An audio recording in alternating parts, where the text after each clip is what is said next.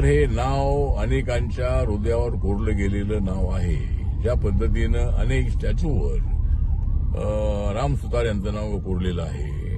राम सुतार यांनी देशभरामध्ये देशाच्या बाहेर सुद्धा हजारो पुतळे अनेक नेत्यांचे बनवलेले आहेत आणि त्यामध्ये छत्रपती शिवाजी महाराज असतील, बाबासाहेब आंबेडकर असतील, महात्मा गांधी असतील, सरदार वल्लभभाई पटेल असतील, अहिल्यादेवी होळकर असतील, अशा अनेक मोठमोठ्या नेत्यांचे पुतळे त्यांनी बनवले होते आणि ते मूळ महाराष्ट्रातले धुळे जिल्ह्यातले होते आणि ते इथं दिल्लीला आले, आपल्या नोएडामध्ये राहू लागले आणि त्यांनी पुतळे बनवण्याच्या कामाला सुरुवात केली आणि त्यांनी अत्यंत उत्कृष्ट अशा पद्धतीचे पुतळे हुबेहूब असे बनवलेले आहेत.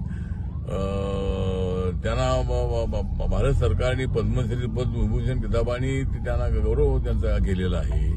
त्याचबरोबर महाराष्ट्र सरकारने सुद्धा त्यांचा महाराष्ट्र गौरव पुरस्कार देऊन त्यांचा सन्मान केलेला आहे आणि त्यांचे जे सुपुत्र आहेत अनिल सुतार, त्यांच्याशी माझा अनेक वर्षांपासून चांगला संबंध राहिलेला आहे.